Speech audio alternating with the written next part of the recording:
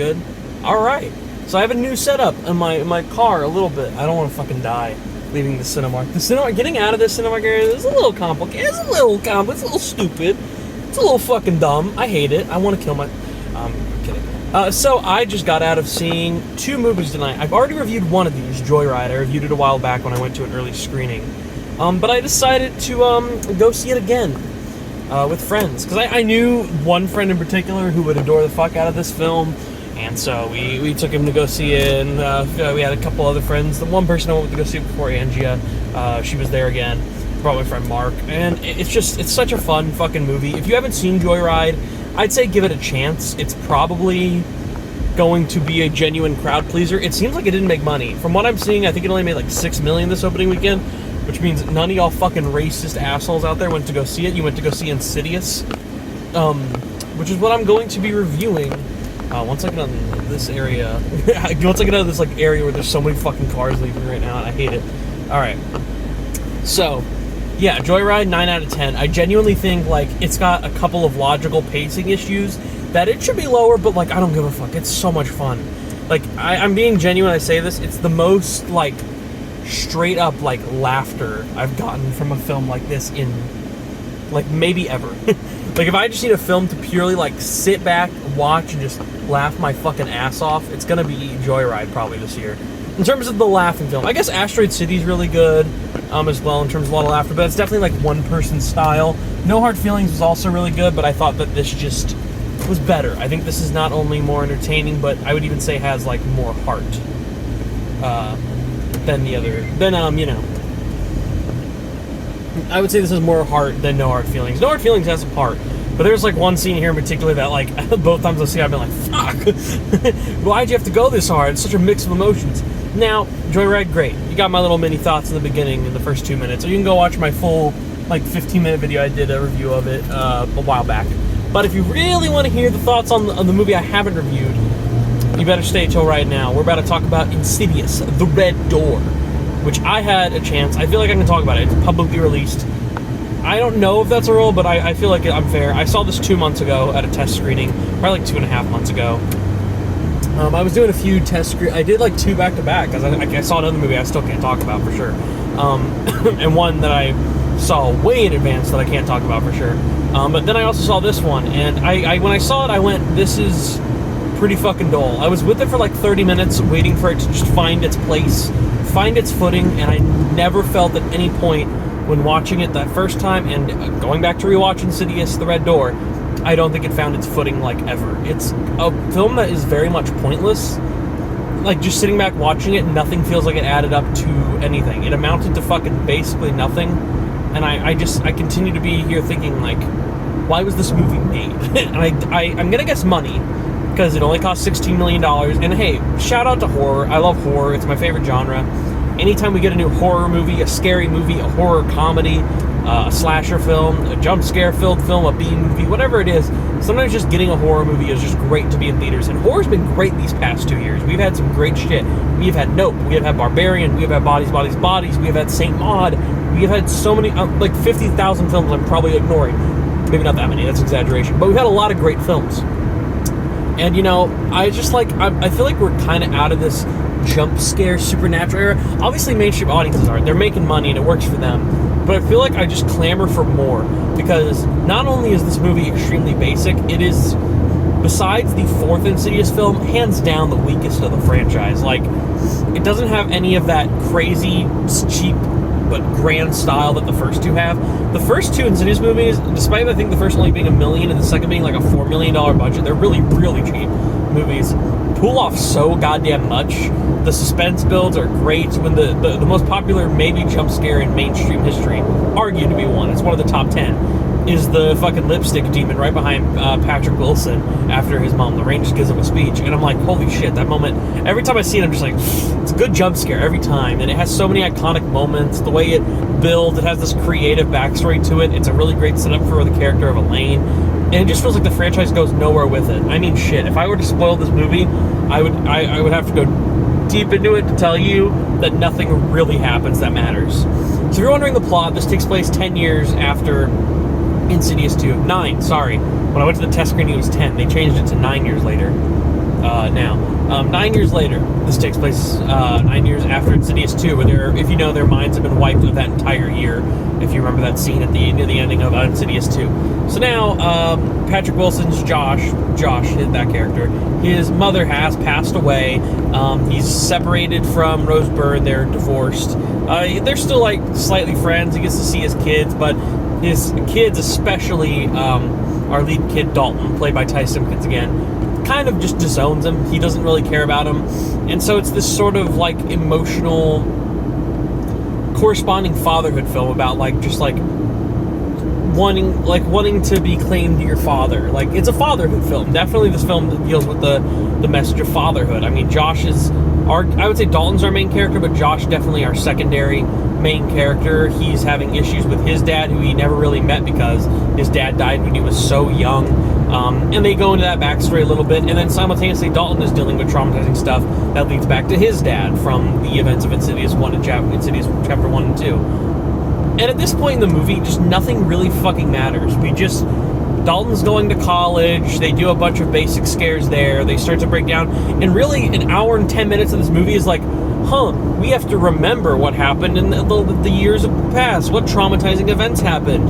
Has our mom been lying to us and she remembers the events? Who knows? And we get basic jump scares, the same story progression we got in the first two films, just with the scares not being as creative or as interesting. And it's just like, it feels fucking pointless. And then you get this like 30-minute kind of final act. They're setting up, okay, we're going to go into this final act. We're going to finally enter the further. And by the time the last 15 minutes come around and they're in the further and they have to get out and there's the scare, it's so fucking rushed. There's no explanation for anything. It just happens. And you're just kind of there like, okay, what did that mean? What did that mean? What did that mean?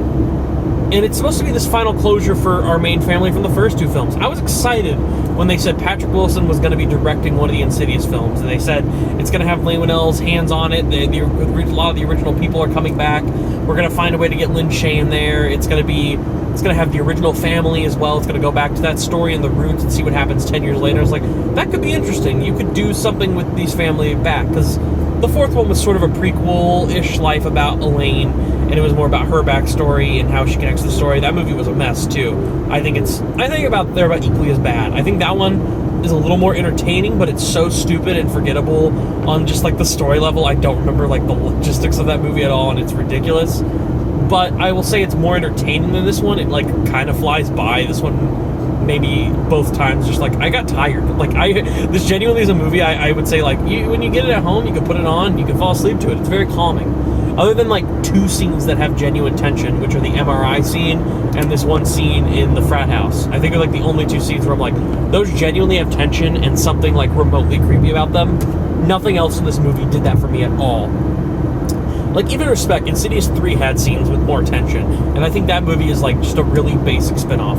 And the issue I'm having here is this movie is so fucking basic. Like, it is the most simplistic way to like rehash a story and say that it's a sequel set 10 years later. Really, you're just doing the same thing with some different locations and some slightly different ideas. And you don't really develop anyone. I don't feel different about Dalton. I don't feel more invested in the character of Josh. I don't know shit really about Josh's father. And they try to have this like emotional, heartwarming fatherhood moment in the future, for the future, set near the end of the movie that I just don't give a shit about. And I just don't understand why. It sounds like I'm only complaining. I will get into some good things, but I just found it to be so weak. In every progress, I felt this movie was boring and unnecessary. To the few good things for credit. The MRI scene is very well directed. Jump scares are basic. You know when they're coming. But I will say some of the tension and some of the scares is built pretty well. It can get the audience. Everyone else was jumping. I just sat there both times I saw it like, because fucking that shit does not get me. You got to be like Hereditary. You got to have something truly traumatizing in the backdrop to like really affect me when a horror movie is doing something. Because these jump scares are just not going to do it for me anymore. And it doesn't matter what you fucking show. I think that I still think Patrick Wilson's a good actor. I think that I like the character of Chris. I don't know the actress who plays her, but basically Chris is Dalton's kind of roommate at this liberal arts school. They make jokes about that. She has some funny lines. She's a charming character. I definitely would not be helping Dalton out. I'd be like, this kid's fucking weird. I don't want to die. Probably wouldn't be helping him out, but you know, she's the funny, charming character, and she's going to help she was likable. Like, everyone in the audience got some chuckles from her. She's a tolerable character. I think she's fun, and like, if anything, the most entertaining times on screen where it's genuinely like not boring me, even though her lines aren't that funny, or when her and Dalton are interacting, it feels a little more eventful, a little more joyous, something that doesn't just make you want to like fucking like shut off all the lights and just close your eyes for 8 hours and go to sleep. You know what I'm saying? It's boring.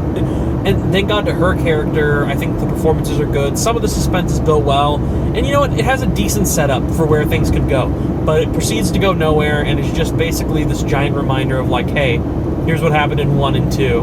We brainwashed them, so now we got to do it again. And then the climactic final battle in the further will be lame as shit and lamer than any other final climactic battle. Like, I'm not even kidding. At least I remember one thing from the 4th one. I remember Elaine's, like, mother fucking hits the demon with, like, a lamp and he goes flying. I was like, that shit's funny. That felt like an anime scene. At least something happened. It felt productive. I didn't feel like I was, like, fucking, like, watching the dry paint, you know? Or, sorry, watching paint dry. Like, it didn't feel like that, at least, you know? Fucking, like, something happened, like, remotely.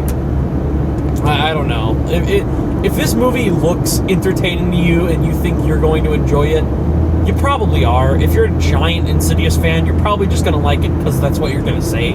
I feel like anyone who's just like, I love Insidious, I want to see it, and then you just go see it and you're like, I like Insidious, that was good, I feel like you're automatically going to enjoy it. But for me, I only really like the first 2. For me, the first is like a solid 7.5 out of 10. It's pretty damn good. I think the second is like 6 out of 10. It's okay.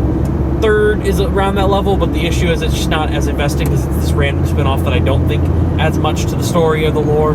And then I think the 4th one is stupid as fuck, and this one is just boring as fuck. And I only went back to see it because I was like, I want to see if they updated anything from that test screening. They did not do shit. This is the exact fucking same movie, other than like 2 or 3 little details here and there. It is the exact same movie, and yeah, I don't know. I wish just like something came out of that test screening. There's other test screenings. Perhaps it tested well. I mean, when we did the giant, I'll be on, I can get into this now. When we did the big like Q&A near the end of our test screening, it was 20 of us talking and giving our thoughts. I was the only person of that group who said, I just wouldn't recommend this to friends. I really would not. I think we've grown further than we have. Further, get it? Like the movie. I think we've grown further into horror movies than needing something this basic. But you know what? Like, it's not always a bad time. Sometimes a Conjuring movie can be fun. I thought the last Annabelle, like the second and third one, were both pretty decent. They're way better than the first. And Conjuring 1 and 2 are both great. Like, Conjuring 2 is one of my favorite of these kind of jump scare horrors. And that's a James Wan film, to be fair. James Wan has a better sense of directing and style and story and characters. It feels like he knows a little bit more what he's doing when it comes to those kind of films. But, you know, like, fuck it. It made money. I'm actually glad it made money. It lets me know that, like, horror is always going to be on top. Guaranteed. Because horror never costs nearly as much. It's always going to make more money, and that makes me happy that we're going to get more horror movies. I like, say, honestly, I would take, like, a Barbarian or a Nope, say, over, like, an Insidious, or even, like, The Nun 2 or some shit like that. I would take, like, a Barbarian, Nope, X kind of movie, or even Hereditary, even take a Beau's Afraid over that. I like the more original, crazier, more, what do you call it, sophisticated? It's not sophisticated horror. Elevated horror, as they say in Scream, the 5th one. I'll even take more Scream movies. I think those are more fun and interesting. Maybe not as, like, logically scary to what would appeal to me. Like, I don't think the Scream movies are scary, really, but they're way more entertaining, and something productive feels like it comes out of it. I just didn't get that here, so apologies to Patrick Wilson. I would like to see you direct more. I just don't think I want another Insidious film in general. And not one directed by you. Maybe get James Wan back on the bus. I think he could do a fun Insidious film if he came back. But it seems like he's on the Conjuring train. He's doing a lot for DC. He's got Aquaman 2 coming out, which I've also heard from test screenings is shit. So we'll have to see how that turns out. I haven't seen Aquaman 2. I'm just saying, I remember when all the test screening reports coming out saying that it wasn't testing well. I just remember that phase back in like January or December of last year, something like that. Yeah, that's pretty much my thoughts of Insidious, The Red Door. I gave it a 2 out of 5 on Letterboxd. I did that because I give it a 4 out of 10. I think this movie is really bland. I really did not enjoy it. There's a few elements here and there that are fine and niche. It's not the worst fucking movie of all time. It's not awful, but it's pretty bland, and I would say it's not good. That's the That is the justification I'd say. If someone came up to me and then they were like, what did you think of it? I'd be like, not good. Very simple. Not good. Not a good movie. But hey, if fucking people like it, like, let fucking audience members go get a couple of jump scares, have some popcorn, go fuck their girlfriend after the movie. I don't give a shit. They can enjoy it. That sounds offensive. I didn't mean to say it like that. I hope people enjoy it. Like seriously. Like, if you like the movie, you like the movie. It's like, it's all up to you. Personal preference here, I think it's really bland, really basic, and I was pretty bored. And, yeah, if anything, I want more of, say, like, I don't know. Oh, what I worried. I'd say I want more original horror movie content. So, again, something like a Barbarian, something like, I don't know. Something more than this. This just did not do it for me, 100%. And yeah. That's my overall thoughts on Insidious: The Red Door. There's a movie I skipped reviewing because I did The Blackening last, and I was like, I'm in line. I have time to theoretically do the review, but I can't think of the movie right now. I didn't review Elemental. Elemental was pretty solid, I thought. There's one more I'm forgetting. It was really good. Oh, Asteroid City I didn't review. I'll do a big review. I want to do a big review for Asteroid City because that's a film I really, really liked, and I feel like I could talk more about the ins and outs of that film than I could, like, in Insidious. Yeah, if you liked Insidious: The Red Door, and you saw it and you're watching this video, let me know. I actually would be curious to hear what you liked about it and what you thought was good. I was just bored, and I don't think this movie offered much. But if people enjoy it, I'm glad. And it made money, and that's fucking great that it made money. Hell, it's more profitable than The Flash. I mean, it didn't make as much as The Flash, but it's more profitable, and they actually, like, did something with the film. It's, you know what I'm saying? So, like, good for horror. It's good that scary movies and thrillers and horror movies and all that shit is getting out there more. And I'm excited for Talk to Me. I've heard Talk to Me is excellent. I hope Talk to Me is like this A24 film that makes more money than they expect. I don't think it will necessarily. I don't know if the marketing has been huge for it. I feel like Insidious, like, it has that brand name recognition, so everyone's gonna go see it. But, like, it'd be fucking sick if Talk to Me made, like, some money. I don't know what the budget of Talk to Me was, but I hear it's great. It looks fucking great. It actually looks like a great film. I had friends who saw it at South by Southwest, and they said it was great. I have faith in my friends, and I have faith in all the critic and the great praise I've heard, and that it's the highest horror film this year and one of the highest rated horror films in the past few years. Like, that's fucking great. Good for it. I can't wait to see that. Yeah, I'm seeing that on Tuesday, so, like, in 2 days I'll have a review for that. That's kind of crazy. I'm seeing it very soon. Oppenheimer and Barbie are coming up. Can't wait to see those and talk about those. So, yeah, it's the end of this video. I'm getting food right now, so you can probably see, like, I'm fucking at McDonald's. You can see that little quarter pounder thing right there. In focus. Yeah. Cheap as fuck. I don't really want to spend a lot of money. Don't judge. Alright, yeah. Insidious: The Red Door, 4 out of 10, or 2 out of 5, whatever you want to say. What did you think about it? I'll do a Jeremy John's outro. What did you think about it? Comment down below. Let me know. And as always, if you like what you see here and you want to see more, click right here to see more.